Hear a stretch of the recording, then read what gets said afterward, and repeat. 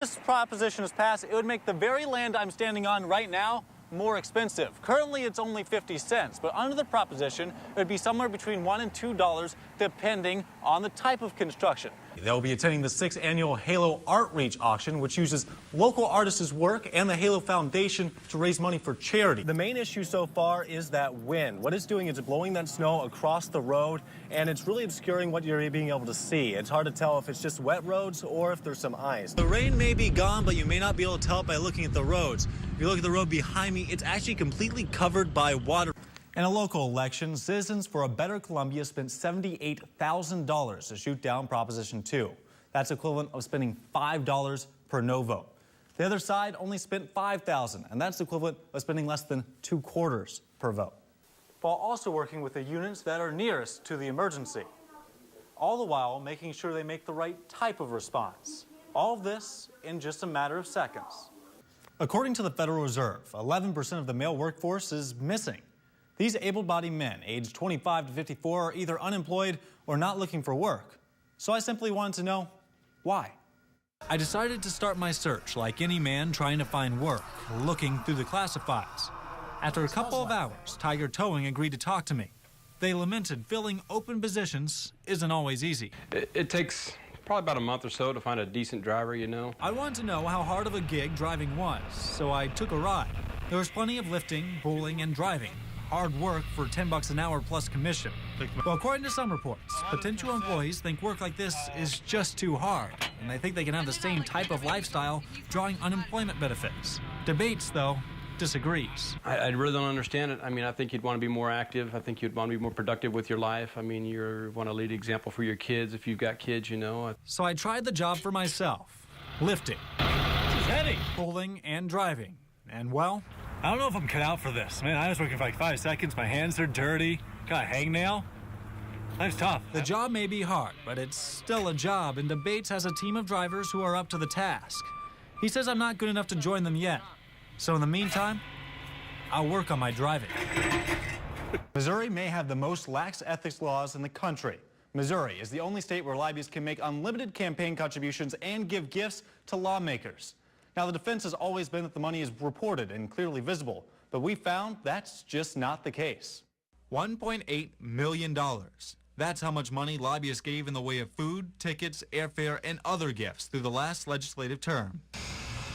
Gifts accepted by individual lawmakers go on the record, but gifts going to groups like committees do not.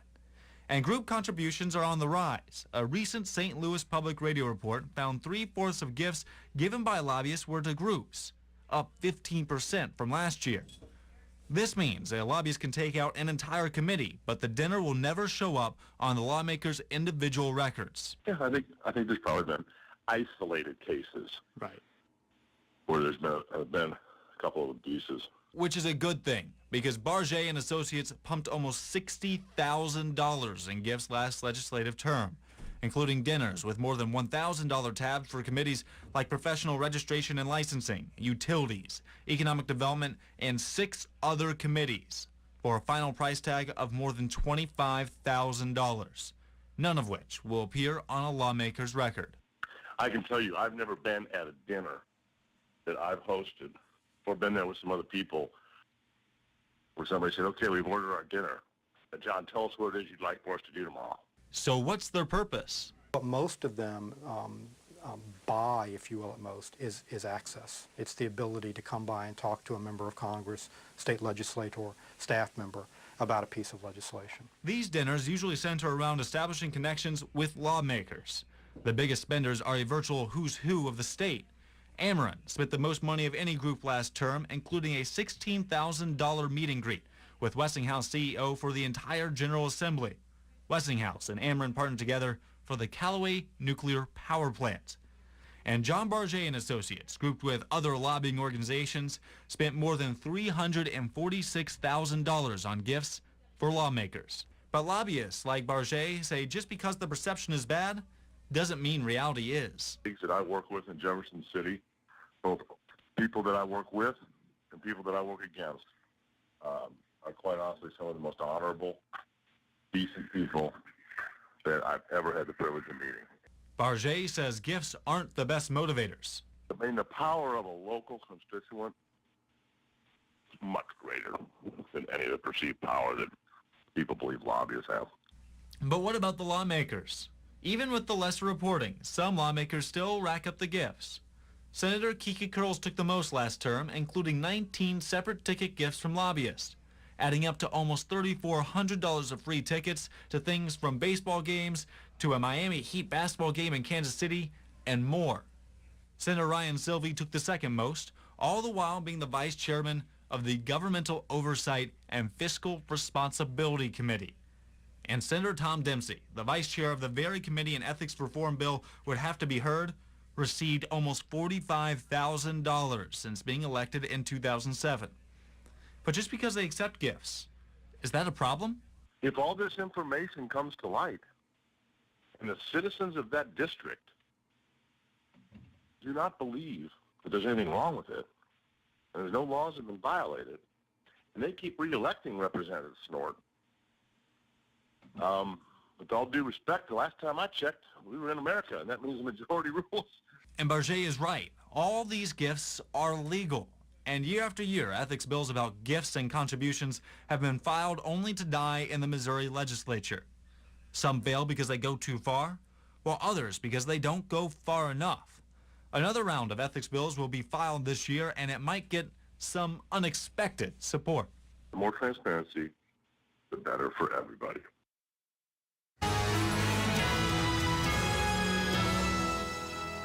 Columbia residents are weighing in on who they want to see as their next council person. Good evening. I'm Michael Dowdman. And I'm Jim Rake. Thanks for joining us. The First Ward Council seat has been vacant for about a month now. KOMU 8 Sarah Massler-Donor is here to tell us what they're looking for.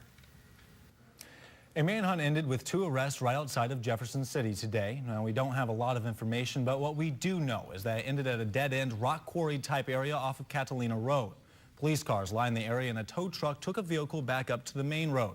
The sheriff also confirmed with KOMU that 2 people were arrested and the case has now been turned over to the DEA.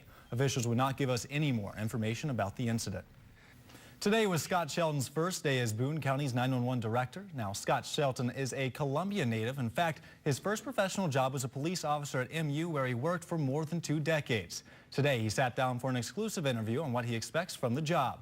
Well, According to the Columbia Police Association, the city is 50 police officers short of what is needed to protect the city.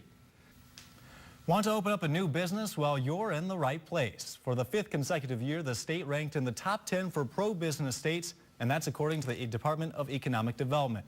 Being a pro-business means a state retains and creates jobs while sustaining the middle class.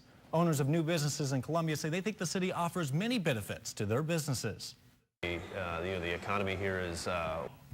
So far this licensing year, the city of Columbia has approved 237 new business licenses. Since 2012, the number of licenses has increased every single year. And later in the show, find out the latest state to strike down its ban on gay marriage. While waiting around at red lights can be annoying, it could also be a risk to your health. A new study, this is unbelievable. A new study shows you're breathing in a lot more than air at a red light. KOMU 8 Spencer Wilson is live on the road in Storm Patrol. More snow is on the way in Boston. Find out how the city's preparing for yet another storm.